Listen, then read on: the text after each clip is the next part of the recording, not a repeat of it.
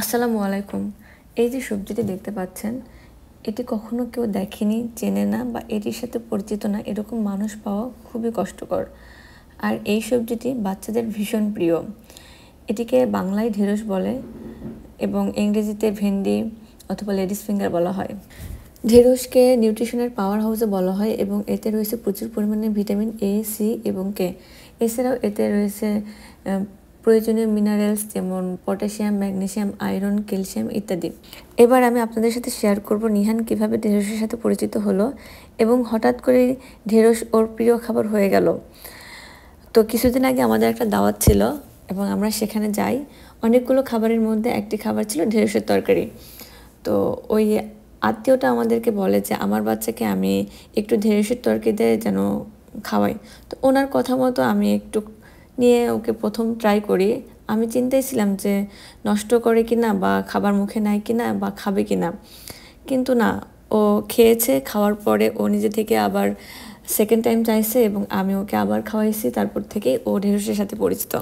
আমরা যেহেতু বাঙালি তাই আমাদের কারি বা তরকারি ছাড়া চলে না। যেমন ভাত ছাড়া আমরা চলতে পারি না, ঠিক তেমনই তরকারিও আমাদের খুব দরকারি একটা জিনিস। তাই আমি চেষ্টা করি বাঙালি স্টাইলে নিহানকে ঢেঁড়সের সাথে মাছ অথবা এক্সট্রা দুই একটা সবজি অ্যাড করে ওকে দেওয়ার জন্য।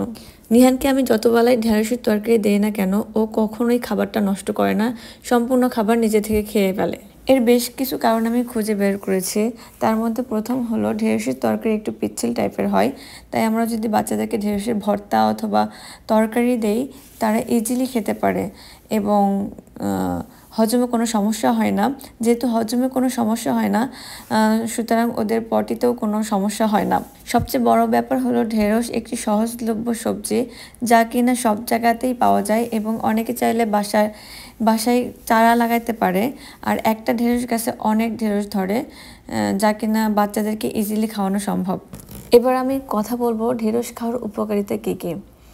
নাম্বার 1, ঢেঁড়স একটি ফাইবারযুক্ত খাবার। যেহেতু এটি ফাইবারযুক্ত খাবার, সুতরাং এটি কনস্টিপেশন প্রিভেন্ট করে, হার্টকে সুরক্ষা রাখতেও হেল্প করে। যেহেতু ঢেঁড়স একটি ফাইবারযুক্ত খাবার এবং এই ফাইবার কোলেস্টেরল লেভেলকে অনেক কমায় দেয় এবং ঢেঁড়সে প্রচুর পরিমাণে ভিটামিন সি এবং অ্যান্টিঅক্সিডেন্ট প্রপার্টিস থাকে, যা হার্টকে সুরক্ষা রাখতে হেল্প করে এবং হার্টকে সুরক্ষার পাশাপাশি এটি ব্লাড সুগার কন্ট্রোল করতেও হেল্প করে। এক কথায় আমরা বলতে পারি আমাদের ইমিউনিটি সিস্টেমকে অনেক বেশি সুরক্ষা রাখে। শুধু তাই নয়, এটি আমাদের স্কিনকেও হেলদি রাখে।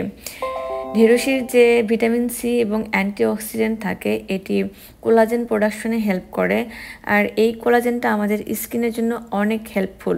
আরও অবাক করা বিষয় হলো এটা যে এতগুলো বেনিফিটসের পাশাপাশি এটি আমাদের বোন বা হাড়কেও সুরক্ষা রাখে।